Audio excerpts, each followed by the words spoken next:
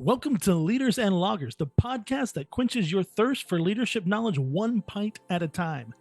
Grab your favorite brew, sit back, and join us as we raise a glass to the world of leadership.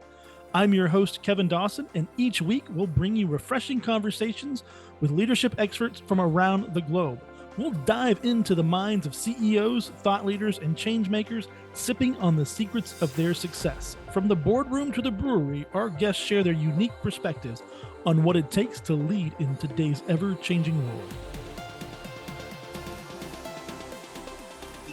Well, welcome to the Leaders and Loggers podcast. I am your host, Kevin Dawson, and today I am joined by my friend, Jason Howe. Jason is the author of Unleashed, as well as a recognized expert in addiction recovery, trauma, and mental illness. Not only is he an author, he is a speaker and consultant and worked alongside Fortune 500s, the U.S. military, and USO. He's also the Midwest director for Canines on the Front Line, Missouri, a combat veteran of the U.S. Navy. Jason, welcome to the Leaders and Loggers podcast. Kevin, thanks for having me. I'm super excited to be on your show. I'm so excited. So just some background for listeners. I got a chance to meet Jason and about 40 other people in Fort Worth earlier this year. They are all mastermind clients of our good friends, Brian and Gabrielle Boucher of the Purpose Company. I've got a chance to work with Brian and Gab for over 3 years. If you've been listening to the podcast, you know that we've had them on the podcast and we've got a chance to talk to them. And so I got a chance to meet Jason and his lovely wife, Lynn. And so Jason, I'm really excited, one, because we get to drink some beer and share some stories today. And so I know you've brought a beer that is kind of special to you. I have got one that is new to me.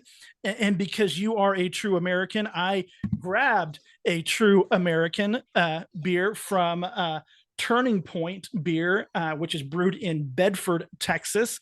And then I know you've got something from your hometown. Yes, I've got a Stag beer.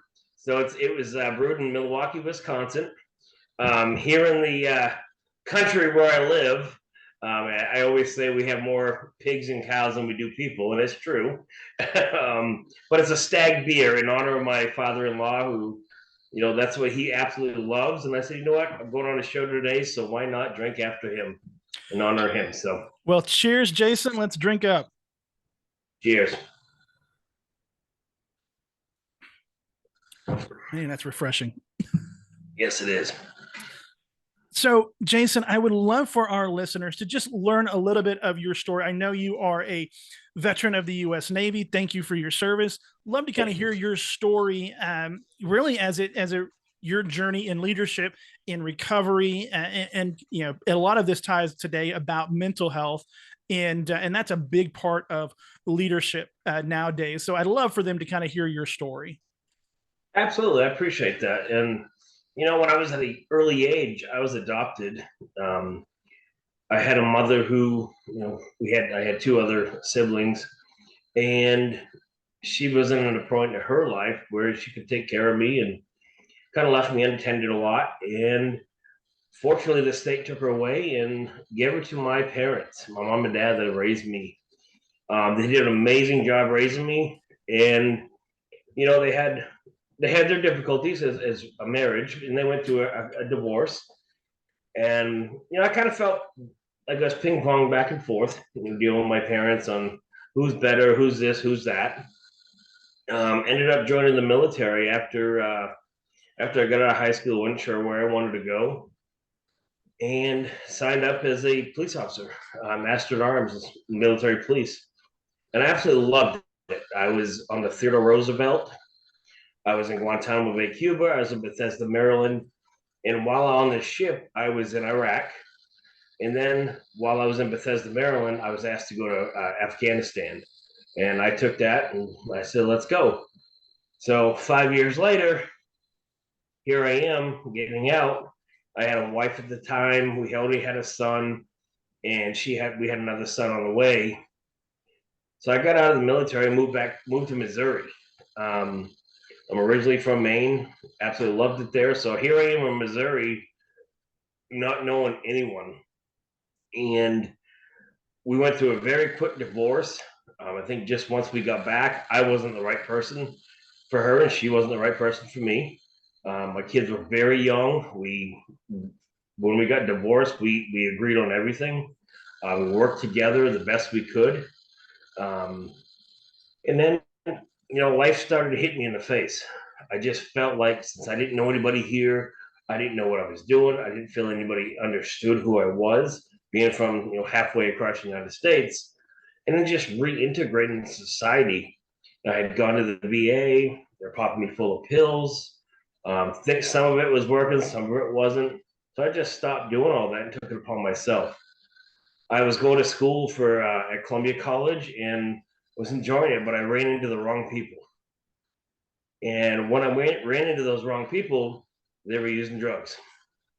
They were using cocaine and meth. So I went over to their house one night and did a line of cocaine. And from there, it was all right. Well, what's this other stuff? I've never heard of it, never done it. Back in my childhood, I smoked a little marijuana and here and there, partying with friends, but nothing extraordinary. But once I got that meth in my system, I couldn't get it out. So I started snorting coke, started, snorting meth, smoking meth, hanging around people, going, okay, I can handle this. Not a big deal. I ended up shooting up. So I was sticking needles on my arms. I was with a female one night, and I said, "Will you stick me with a needle? I want to know what you're feeling that I'm not." And as soon as she did it, I said, "I'm screwed. There's no way I can get away from this." And it was just that sensation to me took everything away from me that was my struggles. And I didn't have any pain. I didn't have any memories of being overseas or whatever I was struggling with at that point in time. I had none of it. So it was like, okay, this is good. I could put it down, but I couldn't. I ended up spending about $300 a day on meth, shooting up with my needles, and I ended up losing my job at the VA hospital as a peer support specialist. Not losing it, I quit because I knew what was going to happen to me. I was going to lose it. Lost the state job. I lost another federal job. I lost my house. I lost my car. I remember like being at a facility using a pool with some friends and my kids, and there happened to be a tow truck there. And I was like, "What is this tow truck going?" So I didn't know. I left the pool, and my car is gone. And this tow company had found me. And so like all that running and running from the drugs, I called my ex-wife. I said, "I need to do something. I have nothing left. I've lost my kids and everything." I hadn't seen my kids in over a year. Talked to them on the phone, but she wouldn't let me see them. Rightfully so. She was protecting them, and I'm so grateful of that. She bought me a one-way bus ticket to Maine. I said, "I need to go home." I know a lot of people laugh and chuckle, and I do too, because we all have those exes sometimes that we would love nothing more to send them on a one-way bus ticket to somewhere. But in reality, she gave me a gift. I got to go home. My family wasn't supportive of that decision because of everything I was doing. And it was just one of those things. I happened to run into an old friend up in Maine, and she said, "You can stay with my parents until you find your place." So that was a life-saving event for me, is I had a place to go. I didn't have to be sleeping in a tent or sleeping wherever I could find. I had a house to sleep under until I could get my own job or get my own place. And luckily I did. I grew up playing hockey. So the ice rink that I grew up at, they hired me in the pro shop. So I was fortunate to kind of be in my element of working at the ice rink, sharpening skates, helping people with equipment, doing something that was a passion of mine growing up, and still a passion of mine now. But I ran into an old high school friend in Maine. He had a service dog. And I said, "Sam, did the dog help you?" He said, "Absolutely. It saved my life." I said, "All right, well, can you introduce me to the organization?" He said, "Yep." He said, it's a German fellow. His name is Dr. Hagen Blasik. So when you talk to him on the phone, just listen really carefully because his accent's strong. So I called him, and I'm not going to try to even imitate or his accent, but he said, "Brother, you have an army of friends behind you. We got you, and we also have a dog for you." And I said, "What?" He said, "Yes, her name is Kiki. She was 2 days away from being euthanized in a kill shelter in Georgia." And I said, the first thing I said to him was, "Do I have to call her Kiki?" He goes, "You can call her whatever you want." So she's named after a former St. Louis Blues hockey player named Vladimir Sobotka. They call him Sobee. So her name is Sobee. He was small and fierce, and I thought that felt perfect for Sobee. So um, after that, we graduated top of the class in our program, and I said, "All right, I'm ready to move back to Missouri, where I was killing myself, where I wanted to die. I didn't want to be here anymore. I need to see my kids because that's more important to me. I need to be the dad." And it kind of it gave me a wake up call of, hey, here's your fresh start. Take it and don't look back. So here we are. We started the program in Missouri in 2018. It's a nonprofit, Canines on the Front Line. We have a lot of big changes coming up in the future, which I'll be able to announce that later on. But I am the Midwest coordinator right now for the Missouri chapter, and it's just absolutely incredible what we've done to help veterans, but also what the program did for me. And now I'm giving back, helping others. And I think that's where it all lies down. Is it's not about me anymore. I'm in a position of my life where other lives matter. So even though we have that stigma of men don't talk because you got to be tough, you're not supposed to say a word. Yep. There's got to be a point in your life when you're struggling to say, "Hey, I need help." And if I have to be that male figure to say, "Hey, I screwed up. Here's what I did. Here's what I'm doing. You can do it too. It's okay to talk." I love your story there, Jason, and thank you for sharing. There's a couple of things that I think of as you were talking. One, to have a supportive ex-spouse. Not everybody gets that, to say, "Hey, I see that you're struggling. I see that you need to kind of get back to your roots." And I know in my own mental health journey, my therapist has been very particular in saying, "Hey, go find the things that bring you joy." And usually those are the things that we stop doing because we got older and think, "Oh, these aren't cool anymore. Or people are going to find us weird." So I love for you that you got to go back to your hometown, got to get involved in hockey. In West Texas, football is king, but we have a hockey team here. And so I've grown up watching hockey being played.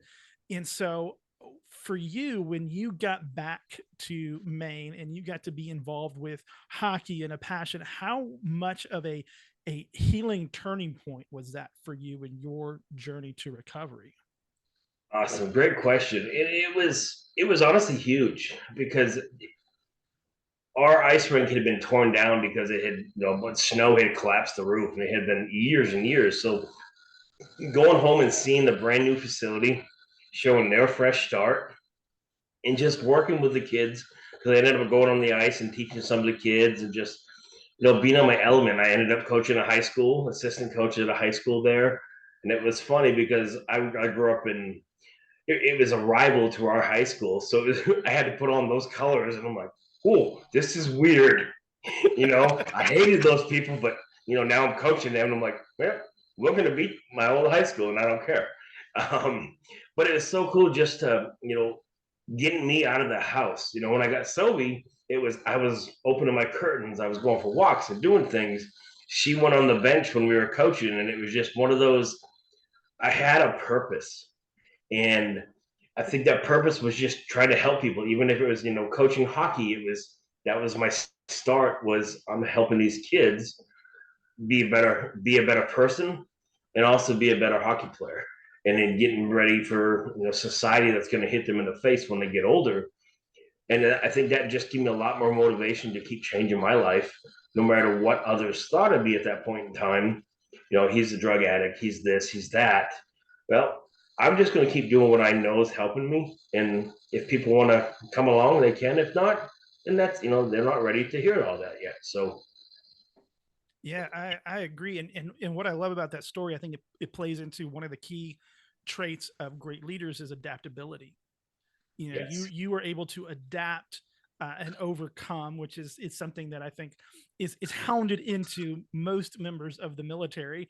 Adapt and overcome, and in leadership, adapt and overcome is something that has to be learned. And because if you don't adapt, you keep staying on the same trajectory. It's like, why is nothing working? Well, you're not adapting to the change. I remember a friend of mine, I was working with him at a uh, summer camp, and he was over all the counselors. I was a counselor, and he goes, "Hey, I want you to learn to be fluid, not flexible, because if you're Mhm. flexible, you're still way too rigid.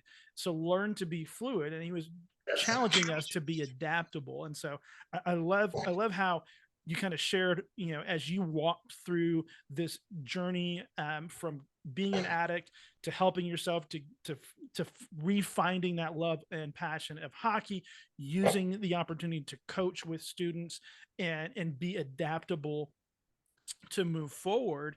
I think shares a lot of your leadership journey. And so my question is, what is a of that part of your story, what was a big moment that you had to go, I have to be adaptable here, when it was something that was just unfamiliar or uncomfortable? So I think a lot of it stemmed right before I left on that bus. Um, I had lost everything. So it was either continue losing my life, continue losing my kids, continue losing everything I had, which I had nothing left. I went on a bus on a one way bus ticket with a trash bag of clothes. It was right then and there. This is my last chance. If I don't figure out how to adapt and overcome, there's no way I'm going to be able to relive my life and rebuild it. And that's exactly why I wrote my book, Unleashed. It's called Powerfully Simple Path to Adapt and Overcome the Trauma, Addiction, and the Silent Battle with Mental Illness. And we use that in the Navy, we use that in the Marines. It's adapt and overcome. So, like, boom, what do I have to do? So I had to kind of like, what's the word? Re re-engineer, right? Reverse engineer on what I did to overcome everything I went through. And a lot of it was I had to acknowledge, what was going on in my life and why I wasn't succeeding. Once I understood, okay, you're an addict, and figure this out, no matter what anybody thinks, you also had to decide. So I had to decide to take that bus, go to Maine, no matter what people thought of me. I also had to be aware of my triggers. So a lot of it was when I got out of the military was when I was driving down the road and I see a trash bag on the road, I would immediately think that was an IED, and I'd start sweating and whatever the case might be. I couldn't handle it. But there was also times that I'd have a great time at, say, the St. Louis Blues hockey game with a friend of mine, and I'd come home, and that was another reason to celebrate. It was like, okay, I need to get high because whatever's going through my mind right now, it's too much for me to handle. I need to numb myself down. Um, but once I was aware, I had to be persistent. Okay, so I'm taking the steps to change my life. No matter what life throws at us at that point in time, we have to be persistent to be able to walk through it, move through it, break through the walls, and understand why we're trying to do what we're trying to do. And after that, I always say in life, you got to take the elevator. I mean, you got to take the stairs and not the elevator. Um, because hiccups happen all the time. And if you're stuck in an elevator with no way out because the electric's out, what are you going to do? So it's better to take the stairs and work your way up to where you need to go instead of, skating through life. I love all of that, because one, you just walked us through the book without me asking a single question, which, yeah.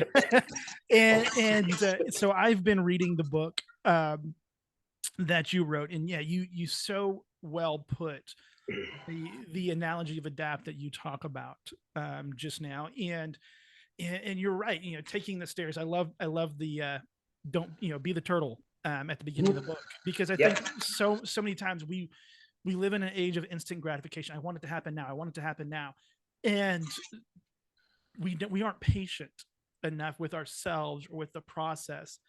And I always have to think about the things that I'm going through. Like, yes, does it suck sometimes? Yes, but learn to enjoy the process. It's just like if you are listening and go, hey, I want to go out and lose weight, or I want to go run a marathon. Like, you're just not going to get off the couch and run a marathon tomorrow. You're not going to get off the couch and lose 40 pounds in a day. There's a process, and the process to get there, it sucks. I'm not a runner, Yeah, so I'm not a runner. So me like, either. so like the I run to idea the of, fridge, but yeah, yeah, it's like, but the idea of going, hey, I'm going to go run a marathon. Like, I know I'm not just going to get off the couch and tomorrow run a marathon. Like, I may make it a mile and a half and go, screw this. But but you go, you know what? I've got to learn to enjoy the process. I've got to be patient. Mhm. And I think you're Yes. very right in when it comes to adapting, overcoming, and going through, whether it's a mental health battle or being in the boardroom and trying to make changes. I think there is that process of learning to be patient, learning to trust the process, and almost kind of fall in love with the Mhm. process. Absolutely. Um, you know, it's great that you use the adapt again, because just like work it out, everybody can use the analogy in the acronym adapt, because obviously if you're overweight, which I am, and I've adapted, and I've been working out with my wife and stuff. We're working on losing weight again, so you have to acknowledge that, hey, I'm overweight, I'm eating the wrong things, and you have to make a decision, like yada yada yada. And it's pretty cool that we went through the Purpose Factory, Purpose Mastery with Gabrielle and Brian Boucher, who are incredible. And I know Gab always says this, but she was at a conference one time and she heard someone speaking, and she's like, that needs to be me. And I've gone to Gab because we've been to several, live meetings and conferences and stuff with them. And I'm like, Gab, I'm just going to tell you, you and Brian talking together, that's me and Lynn. That's my wife and I. We're going to be doing that. That needs to be us. She's a financial coach.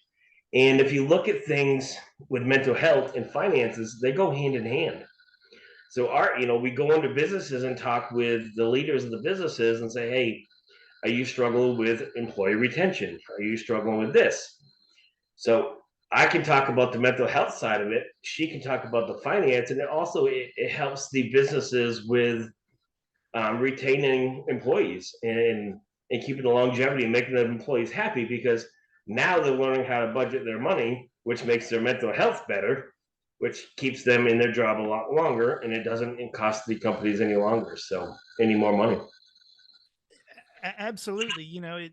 I think you are, what you and Lynn are doing together, you tackling it from a mental health perspective, her from a financial perspective. Oh, I think a lot of times we forget that those two go hand in hand. Mhm. And I've witnessed that firsthand with someone close to me who's struggled with mental health, and watched their finances and their struggle of trying to manage things on top of all the stress and anxiety that they have with their mental health journey, and going, to somebody who's not in that position, it doesn't make any sense why things seem to be such a struggle. It's like, oh, it's very pragmatic. If you do A and B, you're going to get C. But to them, you're speaking a whole nother language. It's no longer A and B. It's uh, X and Y to equal 4. Mhm. and and so it's very tough, I think, if you don't have that perspective. And I've watched you and Lynn since meeting both of you, and I can see that in both of you, how you both have that passion to want to help people in both of your areas of expertise, very much the way that Brian and Gab do, with where they are helping people with their areas of expertise. Yeah, absolutely. I've always told her, I said, I'm going to be your worst client, because before I met her, it was, I had money, I had this and that, and my bills were paid, but I'd be like, oh, let's go kids, let's go here, let's go there. And at the end of the month, because, being a disabled veteran, you get paid once a month. So budgeting is like, oh, first of the month, yeah, let's go. let's Yeah. go do this, let's go do that. So she's thrown in my face, I don't know how many times, Jason, you can still use adapt, right? Yep, I can use adapt in my financial stuff. So she's kind of taught me using my own words in my face, going, "You can acknowledge you have a problem." Because when I met her, it was like Amazon was at my house every single day dropping stuff off. Right? I needed more dog stuff so I could be a better dog trainer, and all that stuff. But now she's kind of taught me like, "Hey, if you want things, here's what you need to do."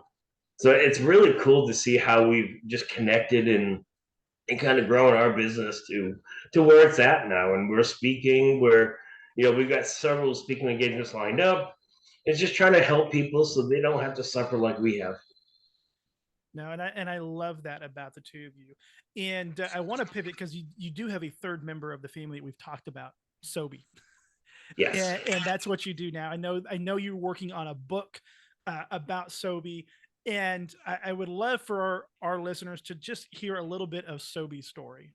Okay, absolutely. So she's sleeping on the couch right now, but which she always does. But yeah, Sophie was in a kill shelter in Georgia, 2 days away from being euthanized, and the kill shelter, or the organization Canines on the Front Line, snatched her out of the kill shelter. And that's, you heard the story earlier about how I talked to Dr. Hagen Blasek and got Sophie. But it was amazing to see where she was and where I was, and it kind of built us both up at the same time. And I know a lot of people always ask me who saved who, and she saved me. I don't care if she was in a rescue shelter or not. She saved me to get me where I'm at. She goes through training with me when I'm helping the veterans, and we go through our classes. She's kind of the ambassador to help show the veterans and the dog how to behave. Um, I can leave her down, as you've seen too, like 10, 12 hours a day, and she's not going to move until we get up. That's just what she knows and what she does. But it's incredible to see where she's at. So being able to write a book about Sobey, I know she's 8.5 now. Um, in longevity, we're not sure of. Hopefully, she's 85. But in reality, we know it's not going to be forever. So I really want to get this book out on Sobey. We're working on it right now, and it's 48 hours for a lifetime of purpose. And I just think telling her story where she was, 2021 national award winner for Hero Dog Awards. We were on the Hallmark Channel, national challenge, and she won it because of that story. So just sharing where Sobey has taken herself to, saving a veteran, and now we're giving back to help more veterans and rescue dogs, because she's the epitome of what needs to happen when it comes to rescue dogs, and they're great dogs. And she's a pit bull and boxer mix, so Yeah. that breed right there just shows that, hey, if you're the right person in your hands, that dog can be great. It's all about how they're raised. So Absolutely. And it's funny for me, growing up, I used to have a terrible fear of dogs. mhm. Like to the point where even like we were at the SPCA as a child, and like this little chihuahua comes running up, and I like freaked out. Scared of those dogs. Yes. and and I'm trying to like climb up my mom, like I am terrified. And but now there's 3 dogs in my house, and I sleep with the youngest one. She's my shadow. And it's amazing what dogs can teach us. Yes. And I want to ask the question, what is a lesson that you have learned from Sobey? Sophie has taught me unconditional love. She's taught me how to be real. She's taught me how to be human. She's taught me so much. I had lost myself beyond means when I was using my drugs and going through my PTSD and depression, anxiety, and all that stuff. Sylvie kind of gave me my life back. She showed me no matter what happens to you in life. She was 2 days away. She was on her deathbed. I was too. So she's kind of shown me, hey, if people will love you, I'm going to love you back, and I'm going to take care of you no matter what, because this is what we're supposed to do in life. And I wish more people could learn from dogs and realize, and kids with autism included, Like they're just the general heart in them is to be nice and kind to others. And if we all could be like a kid with autism, which I have two of them, and a dog like Sobey, this world will be nothing but peace. I agree. You know, it to me, there is a lesson watching you and Sobey, and that is leadership is not a one way or a one person journey. It's meant to have a partner to do things with. And so with that in mind, you know, what would you say is really important for listeners who are trying to lead to say, hey, you know, I want to try to do things on my own, but why should it be important to follow their leadership journey with a partner? So when you try to do it on your own and you keep failing and you keep falling down, you're going nowhere. And you know, we've all heard like Zig Ziglar say it's, you know, there's no elevator to success. You got to take the stairs.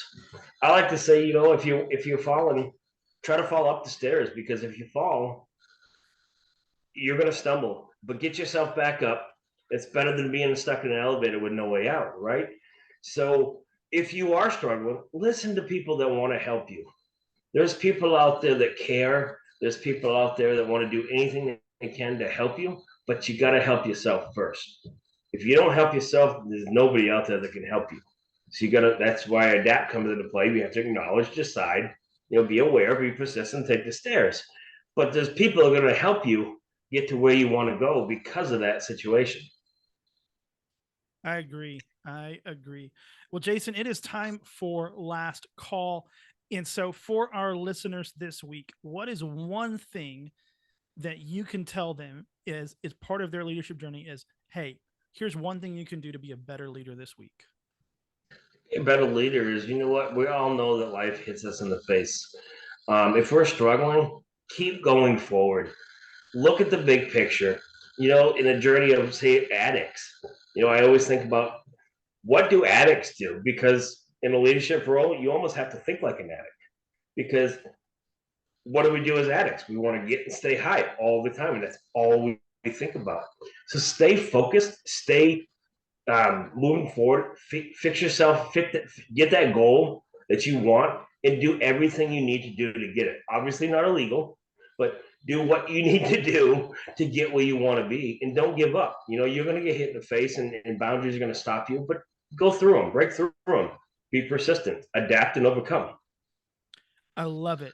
Jason, how can our listeners learn more about you? Where can they find a copy of Unleashed? Unleashed is on Amazon right now. We were a bestseller for 3 different categories. You can also find us on the website of unleash-mentalillness.com.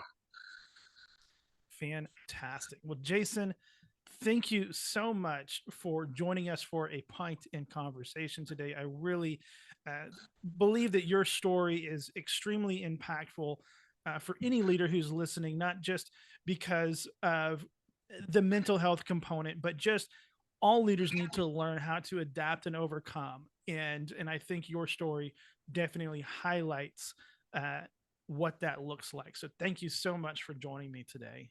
I appreciate it, Kevin, and I appreciated having a little lager with you and enjoyed the conversation. So I can't thank you enough for having me on the show. I love it. Well, thank you for listening to the Leaders and Loggers podcast. Make sure you hit that subscribe button, share it with somebody that you want to help be a better leader, and we'll see you next time for another pint in conversation. Have a good one.